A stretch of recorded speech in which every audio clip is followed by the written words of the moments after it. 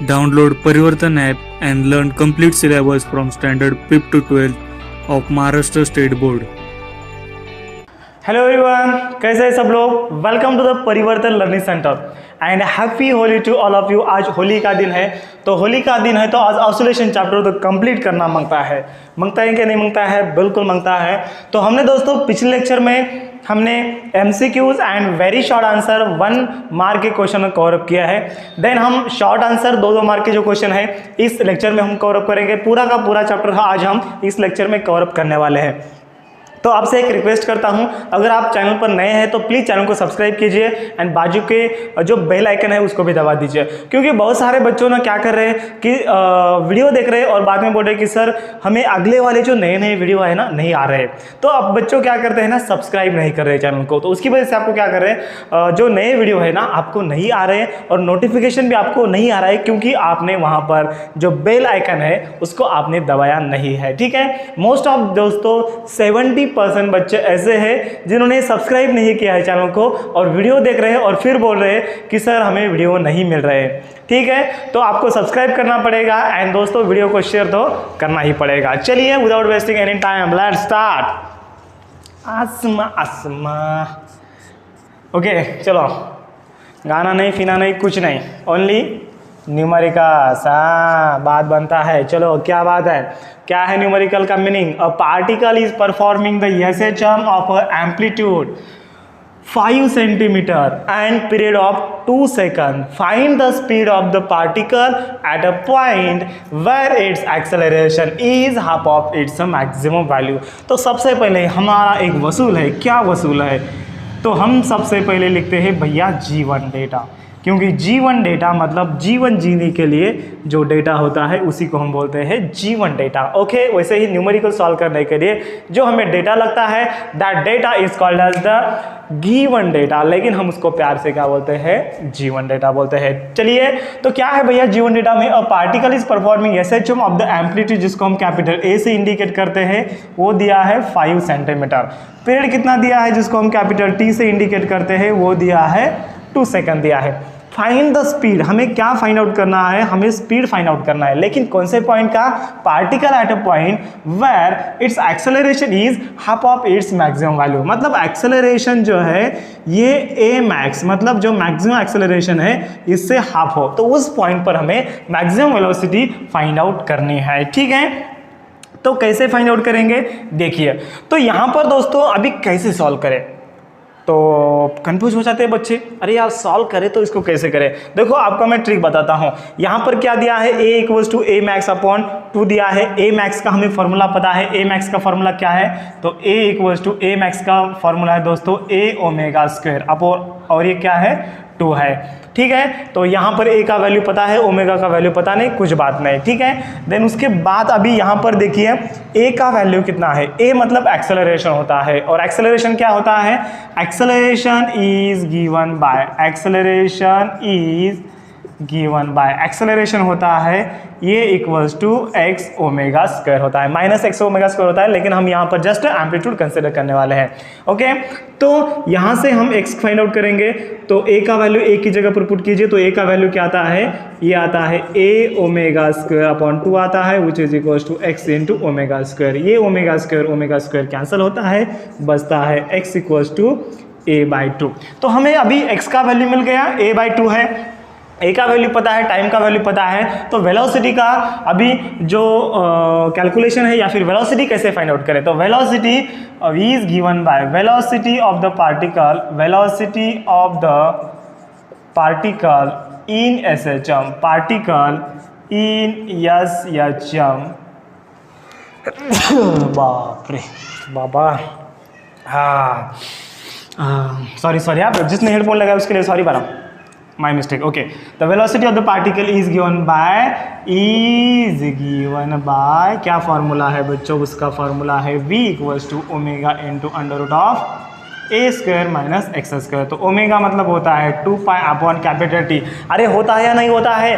First chapter से हम study करते आ रहे हैं, ओमेगा का वैल्यू होता है 2π अपॉन कैपिटल T। बच्चे भूल जा रहे हैं यार, दिस इज़ नॉट फेयर यार, मैं आपसे ये अपेक्षा नहीं की थी, कभी नहीं की थी, और एग्ज़ाम का लास्ट समय चल रहा है अभी। सर हमें याद है, हम कैसे बोलेंगे, हाँ ये हुई ना बात। देखो अभी वी है इक्वल्स टू 2π/t, ओमेगा की जगह पर हम 2π/T पुट अप किया, ए हमारे पास है, एक्स हमारे पास है, तो फिर देर किस बात की, डायरेक्टली इसके ऊपर या फिर इस फॉर्मूला में वैल्यू पुट कीजिए। 2π T का वैल्यू है बच्चों 2 है, ठीक है। तो अभी बच्चों यहाँ पर जो डिस्टेंस है सेंटीमीटर में दिया है, एम्पलीट्यूड, इसको हम ऐसा यूनिट में करेंगे मीटर में, तो 5 × 10⁻⁻⁴ कितना आएगा, -2 मीटर आएगा, ठीक है। तो सबसे पहले हम क्या करते हैं, ये ए की जगह पर ए ही रहने देते हैं, थोड़ा हम इसका कैलकुलेशन करते हैं। a² माइनस एक्स का वैल्यू कितना है, a/2 है, तो एक्स स्क्वायर होने के नाते यहाँ पर a² क्या आता है, 4 आता है, क्योंकि इसका स्क्वायर किया, ए का स्क्वायर a² होता है, 2 का स्क्वायर 4 होता है, तो ये 2 कैंसिल होता है, यहाँ पर इसका वैल्यू 3.14 इंटू ये क्या आता है बच्चों, इसका अगर हम क्रॉस मल्टीप्लीकेशन करेंगे, ये 4a² माइनस a², तो ये आता है 4a² माइनस a² अपॉन ये आता है 4 आता है, ठीक है। डायरेक्टली लिखूँ मैं, अभी डायरेक्टली लिखो, ओके। चलिए तो क्या है 3.14 इंटू ये 4a² में से a² गया तो बचता है 3a² बाई यहाँ पर क्या बचता है, 4 बचता है। तो यहाँ पर मैं चेक कर लेता हूँ आपको दिख रहा है नहीं दिख रहा है, यस बिल्कुल सही दिख रहा है। तो मुझे थोड़ा यहाँ पर रफ करना पड़ेगा, आपको यहाँ पर दोस्तों स्क्रीनशॉट तो लेना पड़ेगा यार, तो ले लो स्क्रीनशॉट, ले लिया स्क्रीनशॉट, ओके। अभी देख लो यहाँ पर दोस्तों मैं इस सेकंड स्टेप में क्या करता हूँ, इसके पूरे के पूरे कैलकुलेशंस करता हूँ यहाँ पर, क्योंकि गिवन डेटा तो हमें लगने वाला है, तो इसकी वैल्यू मैं यहाँ पर लिख रहा हूँ, आपको ये लिखना है। और नोट्स में दोस्तों एज इट इज दिया है, चिंता मत कीजिए। तो v इक्वल्स टू क्या आता है 3.14 इंटू ये √3 का वैल्यू कितना आता है, √3 ही आता है। ये √a² का वैल्यू आता है, a√4 का वैल्यू आता है, ये आता है 2 आता है, ठीक है। तो देर किस बात की, इसके इसमें वैल्यू पुट कीजिए √3 एज इट इज इंटू ए का वैल्यू कितना है 5 × 10⁻², ये अपॉन आता है 2। तो इसका आप डिवाइडेशन मल्टीप्लिकेशन करेंगे, देखो 5 इसको अगर मैंने 2 से डिवाइड किया तो 3.14 इंटू √3 का वैल्यू पता कीजिए, देन 5/2 कितना होता है 2.5 होता है इंटू 10⁻²। इसका अगर आप कैलकुलेशन करेंगे तो v का दोस्तों वैल्यू मिलता है, मैंने यहाँ पर कैलकुलेट किया है 13.6 इंटू 10⁻² आता है। इसका वैल्यू कितना आता है 13.6 इंटू 10⁻², ये आता है metre per second. Metre per second ही क्यों आता है बच्चों, क्योंकि यहाँ पर हमने एम्पलीट्यूड का मीटर में कन्वर्ट किया था, सेंटीमीटर का हमने मीटर में कन्वर्ट किया था, तो उसकी बदौलत यहाँ पर क्या आता है मीटर पर सेकंड आता है। Okay got this, okay. चलिए बढ़ते हैं नेक्स्ट न्यूमेरिकल की और तब तक आपको इसको क्या करना है, नोट डाउन करना है, स्क्रीनशॉट नहीं लेना है खचक से। गणेश क्यों नहीं लेना है, अरे बच्चा इसका आंसर मैंने बीच में लिखा है, हाँ कंफ्यूज हो जाएगा तो चलिए मिटा दे, ओके लिख लीजिए इसको पॉज करके।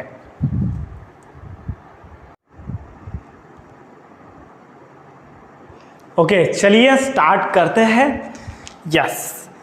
आसमां तेरा मेरा हुआ, क्या हुआ, कुछ नहीं हुआ। चलो न्यूमेरिकल सॉल्व करना है। सर आप ना हमें बहुत न्यूमेरिकल सॉल्व करवाते हैं सर, क्या करें। हाँ देखो क्वेश्चन नंबर 2 यहाँ पर दिया है दोस्तों, the acceleration due to the gravity on the surface of the moon is, क्या दिया है गिवन डेटा, मतलब हमें जी1 डेटा में लिखना है, साइमल्टेनियसली हम लिख लेते हैं क्या दिया है जी1 data.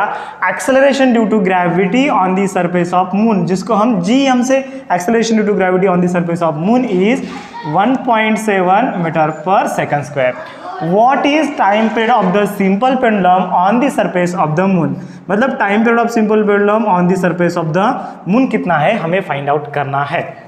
Then if it's time period on the surface of earth, मतलब time period of the surface, time period of pendulum on the surface of earth, surface of earth T से इंडिकेट करेंगे कितना है 3.5 सेकंड है। तो हमें time period on the surface of moon निकालना है and acceleration due to gravity on the surface of earth कितना है सबको पता है 9.8 मीटर पर सेकंड स्क्वायर। बहुत ईजी है बहुत, और ये 2 मार्क के लिए क्वेश्चन पूछा है, 2 मार्क जिसमें बहुत होते हैं माय डियर फ्रेंड्स। देखो कैसे सॉल्व करना है, तो हमें पता है यार टाइम पीरियड ऑफ पेंडुलम पता है, कोनिकल नहीं रहे सिंपल पेंडुलम। कोनिकल पेंडुलम तर रोटेशनल डायनामिक्स में हमने सीखा था, शिकलं होतं का नाही शिकलं होतं तुम्हीच सांगा यार, मी तुम्हाला किती वर्ड सांगितलं होतं राजांनो। कोनिकल पेंडुलम रोटेशनल डायनामिक्समध्ये असतं, इकडं सिंपल पेंडुलम असतं राजांनो, तरी पण विसरले हट यार हट। हां लक्षात येते ना, ओके ओके असं पाहिजे जरा। हां चला, time period of simple pendulum is given by, तो क्या फार्मूला है, t इक्वल्स टू फार्मूला है 2 pi into under root of L by G. तो यहाँ पर क्या है, मैं ऐसे लिख सकता हूँ 2 पाई इंटू ये 2 पाई और यल क्या है, कांस्टेंट है, तो मैं ऐसे लिख सकता हूँ t is inversely proportional to the acceleration due to gravity. ठीक है, तो यहाँ पर ये t अर्थ एंड tm हमें फाइंड आउट करना है। तो मैं अगर इसको tm लिखूँ तो यहाँ पर मुझे gm लिखना पड़ेगा।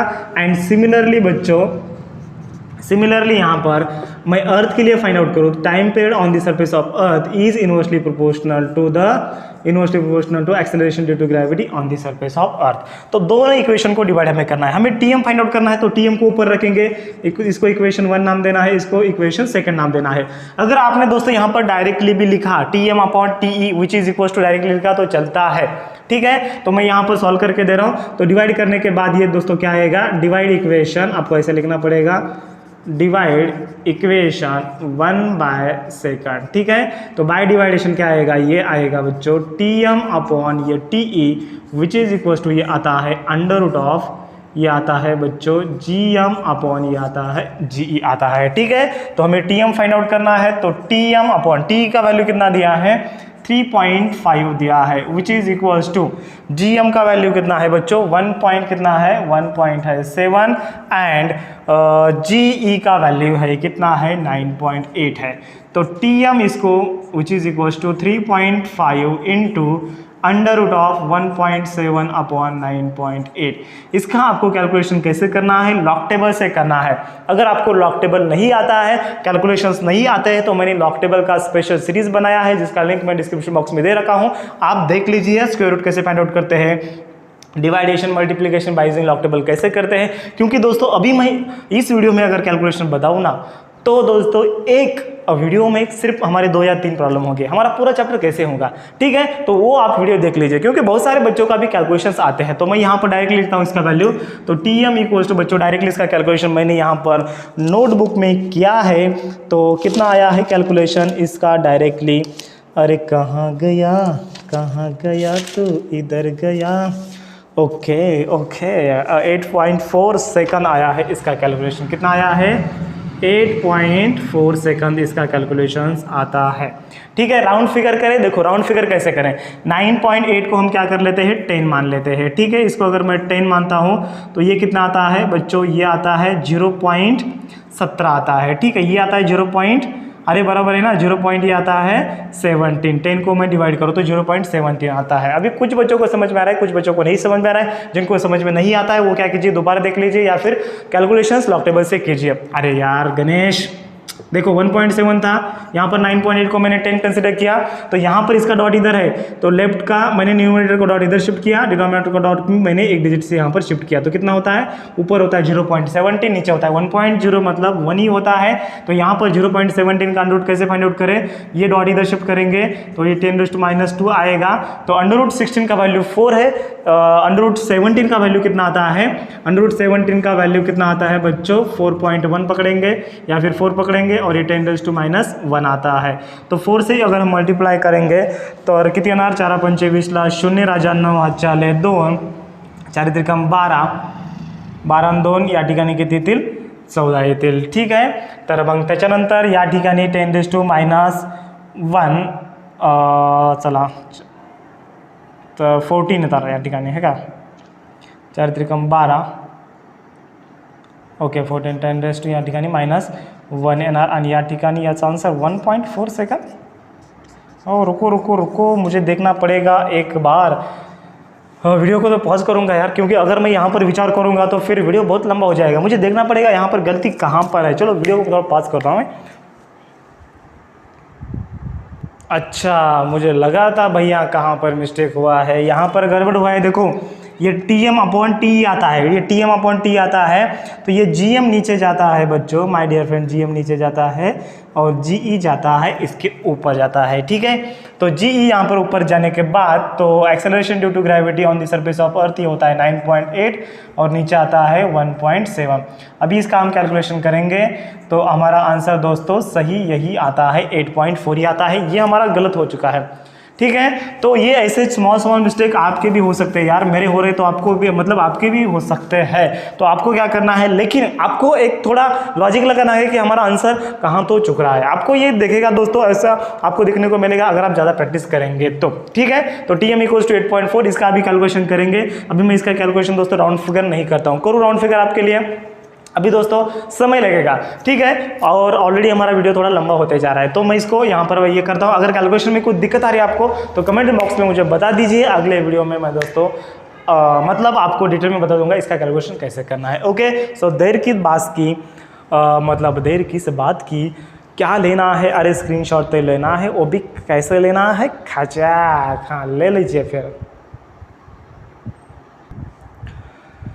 जब सुर में मिले हैं सुर, क्या लिखा है, same type, example number 5.9 page number 122 and same example exercise का 12 नंबर का। ओह बहुत अच्छी बात है सर, इसको तो सर मैं ना फटक से सॉल्व करता हूँ, क्योंकि ऐसे न्यूमेरिकल मुझे बहुत अच्छे लगते हैं सर, जो कि एक्सरसाइज के हो और सॉल्व वाले हो, और वैसे ही एग्जाम्पल हमारे बोर्ड एग्जाम में आने वाले हैं। तो इसको हमें मतलब सॉल्व करना है सिर्फ कितने मिनट में, 2 मिनट में। ओके चलिए, तो क्या है बच्चों, question number 3, the total energy of a body of a mass 2 kg, right, performing SHM is 40 joule. तो सबसे पहले क्या लिखना है बच्चों, आपको तो पता है, जब पोले सर का लेक्चर होता है और न्यूमेरिकल हम जब सॉल्व करते हैं तो सबसे पहले जीवन की बात आती है, तो जीवन डेटा लिखते हैं।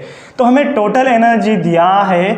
अभी कुछ बच्चे बोलेंगे कि sir total energy of a body of mass 2 kg, तो टोटल एनर्जी 2 kg है ना सर। अरे बच्चों, total energy performing SHM is 40 joule, और जिस बॉडी का मास कितना है 2 kg है, उसका टोटल एनर्जी इतना है। अच्छी बात है, मतलब समझ में आ गई बात। Okay, find the speed of, हमें स्पीड फाइंड आउट करना है, find its speed while crossing the centre of the path. तो हमें बच्चों यहाँ पर Vmax फाइंड आउट करना है। अभी कुछ बच्चे बोलते होंगे कि सर Vmax कैसे फाइंड आउट करना है, आपको कैसे पता चला यार कि ये Vmax है। अभी दोस्तों यहाँ पर एक ट्रैक्टर गुजर रहा है, तो मैं क्या करता हूँ, वो वीडियो को पॉज करता हूँ 31 सेकंड के लिए। सर वीडियो तो सर 30 सेकंड के लिए नहीं पॉज हुआ ना। अच्छा बच्चा, मैंने पॉज किया था तो 30 सेकंड आपको पॉज होने की कुछ आवश्यकता नहीं, मैं पॉज हुआ था 30 सेकंड। ओके, तो मुझे कैसे पता चला यार, find the speed while crossing the centre of path, ये Vmax होता है। बच्चों मैंने आपको पढ़ाया था, जब कोई भी अगर ऑब्जेक्ट सेंटर ऑफ पाथ को क्रॉस कर रहा है, मतलब उसकी मीन पोजीशन को क्रॉस कर रहा है। देखो हम सिंपल प्रॉब्लम का एग्जांपल लेते हैं, तो यहाँ पर ये एक्सट्रीम पोजीशन, यहाँ पर एक एक्सट्रीम पोजीशन, ठीक है, इतना दूर नहीं होता है, ये एक्सट्रीम पोजीशन है सपोज, और ये एक्सट्रीम पोजीशन है, ये सिंपल प्रॉब्लम है। ओके चलिए, तो यहाँ पर ये एक्सट्रीम पोजीशन है, ये मीन पोजीशन है, ये एक्सट्रीम पोजीशन है। तो हमें फाइंड आउट करना है इस पॉइंट का वेलोसिटी, जब ये मीन पोजीशन को या फिर सेंटर पाथ को, ये सेंटर पाथ को ये क्रॉस करेगा, तब उस जगह पर वेलोसिटी कितनी होती, ये हमें फाइंड आउट करना है। तो मैंने आपको दोस्तों पढ़ाया था कि मीन पोजीशन पर वेलोसिटी कितनी होती है, Vmax होती है। तो यहाँ पर आ गई आपको बात समझ में, यस आ गई, बिल्कुल, बहुत अच्छे यार, आप तो बहुत होशियार निकले हैं। हमें फाइंड आउट क्या करना है, Vmax फाइंड आउट करना है, क्योंकि यहाँ पर पूछा है, वही पूछा है जो लाभ चीजें है। ओके, तो चलिए सॉल्व करते हैं इस एग्जाम्पल को। The total energy is given by, the total energy is given by, तो टोटल एनर्जी क्या है, formula total energy equals to बच्चों फॉर्मूला है which is equals to half of m omega square a square है। ठीक है, अब मैं थोड़ा इसको क्या करता हूँ, मॉडिफाई करता हूँ। आप बोलते होंगे कि सर हमें तो V फाइंड आउट करना है, आपने टोटल एनर्जी का फॉर्मूला क्यों लिखा है? क्योंकि दोस्तों टोटल एनर्जी में भी छुपा है, टोटल एनर्जी में ही छुपा है, क्या छुपा है, Vmax छुपा है। ओके, और दोस्तों ये जो एग्जांपल है सेम टाइप का है, एग्जांपल नंबर 5.9 सॉल्व वाला एग्जांपल जो कि पेज नंबर 122 पर है, सेम टाइप का है, सेम एज इट इज नहीं है, वैल्यू चेंज है। एंड दोस्तों एक्सरसाइज का सेम न्यूमेरिकल है, कोई वैल्यू चेंज नहीं है, ऐसे एज इट इज न्यूमेरिकल है एक्सरसाइज का क्वेश्चन नंबर 12 आप देख सकते हैं। चलो total energy equals to formula है दोस्तों 1/2 m ओमेगा, इसको मैं ऐसे लिख सकता हूं क्या, ये एम एज इट इज, और इसको मैं ओमेगा इंटू ए ब्रैकेट का स्क्वायर लिख सकता हूँ, क्योंकि ओमेगा स्क्वायर ए स्क्वायर है, और ए इंटू ओमेगा क्या होता है, ओमेगा इंटू ए, और ए इंटू ओमेगा होता है वी मैक्स होता है। तो यहाँ पर आता है ये वी मैक्स का आता है स्क्वायर। ये कैसे आ गया बच्चों, वी मैक्स इक्वल्स टू होता है ना सर, आपने पढ़ाया था ए ओमेगा होता है, हमें तो पता है। तो मैंने क्या किया है, ओ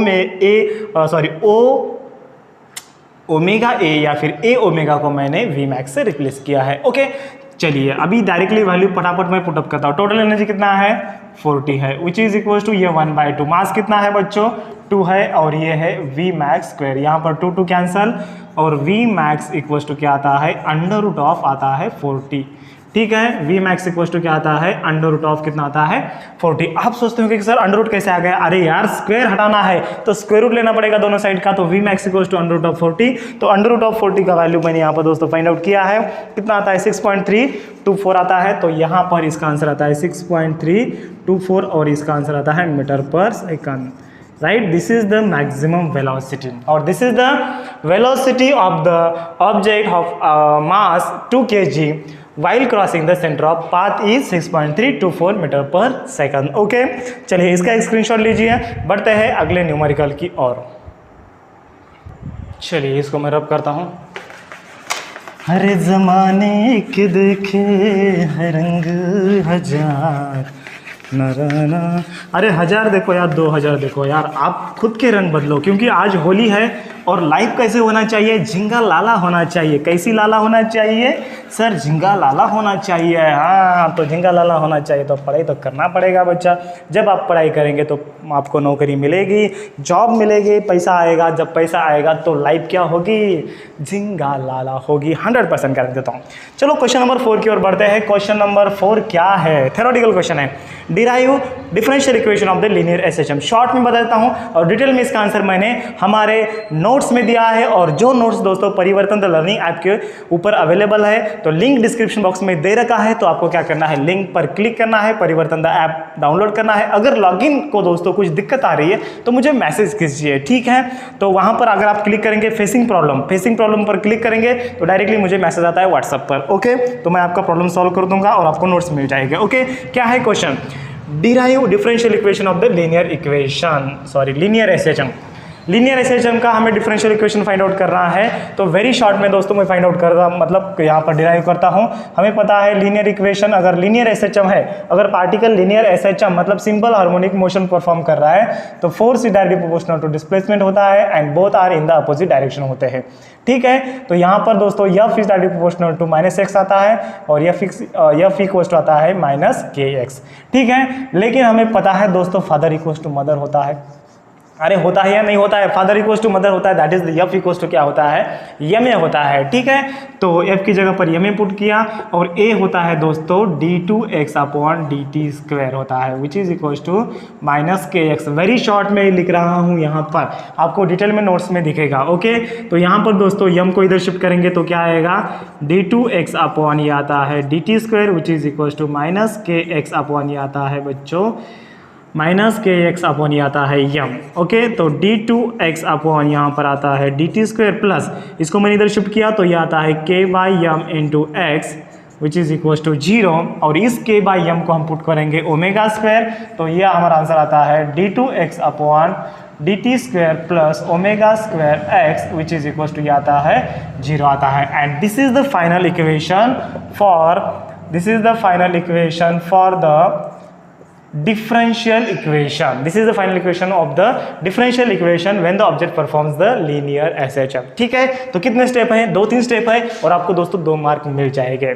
क्या किया है, ये किया है। ओके, देन बढ़ते हैं अगले क्वेश्चन की ओर। अगला क्वेश्चन क्या दिया है, define linear SHM। Question number 5 क्या है, लीनियर यस एच एम मतलब सिंपल हार्मोनिक मोशन क्या होता है।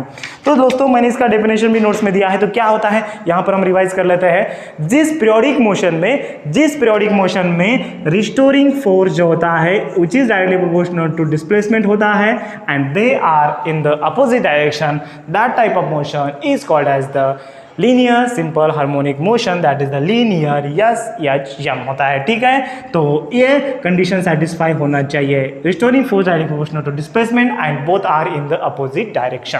ओके। और रिस्टोरिंग जो फोर्स होता है ये ऑलवेज दोस्तों टूवर्ड्स द क्या होता है, मीन पोजीशन होता है, ठीक है। तो ये लिखने की आवश्यकता नहीं है, जस्ट आपको डेफिनेशन लिखना है, आपको 2 मार्क मिल जाएंगे, ठीक है। तो डेफिनेशन लिखने के बाद ये आप फॉर्मूला भी लिख सकते हैं, ओके। चलिए बढ़ते हैं नेक्स्ट क्वेश्चन की ओर। नेक्स्ट क्वेश्चन दिया है दोस्तों, state any 2 laws of the simple pendulum. इसको रब करूं मैं, ओके। चलिए टेक द स्क्रीनशॉट।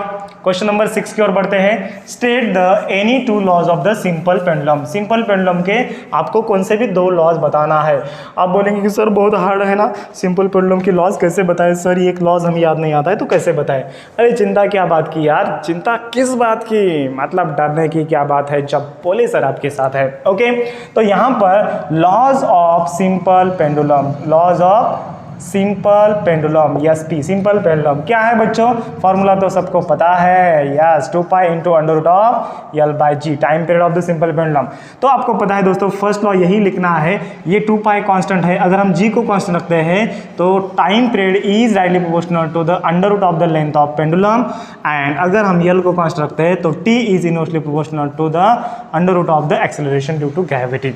एंड तीसरा लॉ है दोस्तों, time period does not depend on, does not depend on, इसका एमसीक्यू भी हमने कवर अप किया है, does not depend on, does not depends on mass of the Bob, mass of the Bob, आप ये भी लिख सकते हैं। एंड फोर्थ वाला दोस्तों लॉ है, time period does not depend on, यहाँ पर आपको सेम लिखना है, does not depend on amplitude of S H M, amplitude of S H M.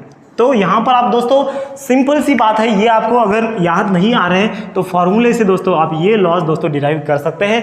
And यहाँ पर आपको जस्ट दो लाइनें लिखनी है, आपको 2 मार्क मिलने वाले हैं। ऐसा कोई पेपर होता है कि यार जस्ट इतना लिखे और 2 मार्क मिले, बायोलॉजी में आपको पता है बच्चों कितना लिखना पड़ता है, तो कितना अच्छी बात है, फिजिक्स में थोड़ा लिखो ज़्यादा मार्क पाओ, लेकिन थोड़ा आपको नॉलेज चाहिए, ओके। तो यहाँ पर हमने शॉर्ट आंसर कवर अप किया है और बढ़ते हैं शॉर्ट आंसर 3 मार्क की और, okay. So take the screenshot.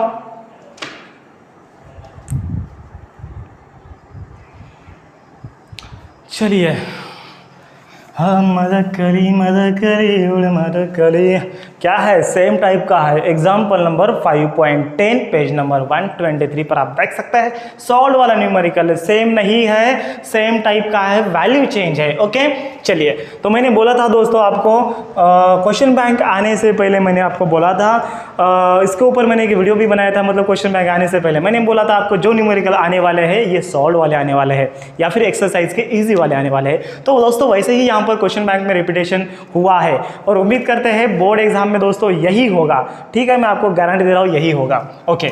चलिए question number 1 short answer 3 mark का, the period of oscillation of the simple pendulum increases by the 20% when its length is increased by the 44 centimeter, find its initial length। तो हमने यहाँ पर क्या किया है बच्चों, जो किया है हमें G1 डेटा में तो लिखना पड़ेगा, क्या किया है, जो टाइम पीरियड है ये हमने 20% से इंक्रीज किया है, मतलब पहले दोस्तों 100% था और फिर हमने 20% इंक्रीज किया है, तो टोटल कितना हो चुका है, टोटल 120% हो चुका है, मतलब 1.2 ये आता है T1 आता है, ठीक है। अगर हम 20% से इंक्रीज करते हैं तो 1.2 इंटू T1 लिखने का, अगर हम 15% से इंक्रीज करते हैं तो यहाँ पर 1.5 इंटू T1 लिखने का, आई बात भेजे में, ओके। तो यहाँ पर आ गया 1.2 इंटू T1 आता है। देन उसके बाद यहाँ पर हमने दोस्तों लेंथ इंक्रीज किया है, सिंपल पेंडुलम का लेंथ L2 हमने इंक्रीज किया है, कितना 44 सेंटीमीटर से हमने इंक्रीज किया है। तो पहले अगर L1 था तो हमने 44 सेंटीमीटर से क्या किया है, इंक्रीज किया है। तो हमें दोस्तों यहाँ पर फाइंड आउट क्या करना है, हमें फाइंड आउट करना है L1 फाइंड आउट करना है। कैसे फाइंड आउट करेंगे, बहुत सिंपल है, लॉज ऑफ सिंपल पेंडुलम हमें यहाँ पर अप्लाई करना है। तो चलिए according to laws of simple pendulum, according to laws of simple pendulum, अभी अभी हमने पढ़ा है सिंपल पेंडुलम क्या है बच्चों, लॉज ऑफ सिंपल पेंडुलम, जो टाइम पीरियड होता है ये डायरेक्टली प्रोपोर्शनल टू होता है under root of the length, मतलब time period of simple pendulum directly proportional to the square root of the length of the pendulum, ठीक है। तो यहाँ पर मैं दोस्तों क्या करता हूँ, ये ऐसे करता हूँ, इसको मैं T1 इसको L1 पुटअप करता हूँ, सिमिलरली इसको मैं T2 is directly proportional to L2 put up करता हूँ, दोनों का डिवाइडेशन करता हूँ, तो ये क्या आता है T2 अपॉन T1, तो T2 अपॉन T1 मतलब इक्वेशन सेकंड को मैं फर्स्ट से डिवाइड करता हूँ, ठीक है। तो क्या आएगा T2 upon T1 which is equal to आता है बच्चों under root of L2 upon L1 आता है। तो T2 अपॉन T1 का वैल्यू देयरफॉर देखो ये T2 अपॉन T1 का वैल्यू, T1 को इधर शिफ्ट करो तो क्या आता है, ये आता है 1/2। यहाँ पर आपको क्या करना है, डायरेक्टली किसी को डरने का नहीं, डायरेक्टली खचाक से लिखने का 1/2। आ गई बात बेचे में, ओके। L2 कितना है, L2 है बच्चों यहाँ पर दिया है L1 प्लस 44 है और L1 एज इट इज है, जो कि हमें फाइंड आउट करना है। तो दोनों साइड का भी हम क्या करेंगे, स्क्वायर करेंगे। तो by squaring to the both side, तो 1.2 का स्क्वायर कितना आता है, ये 1.2 into 1.2 which is equal to ये L1 प्लस 44 ये L1 आता है, ठीक है। देन 1.2 और 1.2 12 का स्क्वायर कितना होता है, 144 होता है। यहाँ पर 2 डिजिट के बाद पॉइंट मतलब 1.44 आता है, ओके। देन विच इज ये L1 को इधर शिफ्ट करता हूँ तो ये आता है L1 which is equal to L1 plus ये 44 आता है। L1 को इधर शिफ्ट करता हूँ 1.44 इंटू L1 माइनस ये आता है L1। थोड़ा फास्ट कर रहा हूँ दोस्तों, आपको समझ में आ रहा है। अगर नहीं समझ में आ रहा है तो वीडियो को दोबारा देखना है, ओके। तो यहाँ पर L1 है, यहाँ पर L1 है, तो L1 कॉमन लेता हूँ 1.44 माइनस ये 1 बचता है इंटू ये L1 which is equal to आता है फ्रेंड्स 44 आता है। तो 1.44 में से अगर 1 जाता है तो 0.44 बचता है which is equal to L1 into L1 which is equal to 44 और L1 इक्वल टू आता है बच्चों 44 अपॉन 0.44। इसको मैं काटा काटी करता हूँ, यहाँ पर आता है 100। बाबा रे बाबा सर आपने कैसे किया रे बाबा, डायरेक्टली आपने काटा काटी किया। अरे डरने का नहीं है, देखो यहाँ पर इसका क्या आता है, डायरेक्टली बताता हूँ आपको। ये 44 ये अपॉन 0.44 इधर गया तो कितना आता है 0.44 आता है। तो यहाँ पर दोस्तों पॉइंट कहाँ नहीं, मतलब इधर है, ठीक है। तो मैंने क्या किया, डिनोमिनेटर का पॉइंट मैंने 2 डिजिट से यहाँ पर शिफ्ट किया और यहाँ पर भी मैंने क्या किया, 2 डिजिट से पॉइंट शिफ्ट किया, ठीक है। तो 44 कैंसिल, यहाँ पर 1 आता है और ये 100 आता है। तो 100 सेंटीमीटर मतलब कितना होता है, 1 मीटर होता है। तो ये आ गया दोस्तों L1 का वैल्यू, ठीक है। तो अगर हमने टाइम पीरियड 20% से इंक्रीज किया एंड लेंथ हमने 44 सेंटीमीटर से इंक्रीज किया तो हमारा लेंथ L1 कितना आता है, 1 मीटर था। ये हमें पता होना चाहिए और हमने फाइंड आउट किया है, ओके। चलिए बढ़ते हैं अगले न्यूमेरिकल की और सो टेक द स्क्रीनशॉट। तो फ्रेंड्स यहाँ पर वीडियो लंबा होते जा रहा है क्योंकि लंबे वीडियो बोर होते हैं, मुझे पता है, आप देखते नहीं। तो यहाँ पर मैं पॉज करता हूँ। जस्ट इस वीडियो को हम 2 सेक्शन में डिवाइड करेंगे और अब तो आपको क्या करना है, बैक टू बैक देखना है, ठीक है। यहाँ पर मैं रुकता हूँ, अभी रिकॉर्ड करता हूँ वीडियो, ऐसे नहीं कि कल रिकॉर्ड करूँगा, अभी डालूंगा और आगे अभी आपको क्या करना है, ये वीडियो देखने के बाद आपको नेक्स्ट वीडियो देखना है, okay. So thank you. Channel को सब्सक्राइब नहीं किया तो फिर से रिक्वेस्ट करो, चैनल को सब्सक्राइब कीजिए और इस वीडियो को दबा के शेयर करना है यार, ओके। Thank you.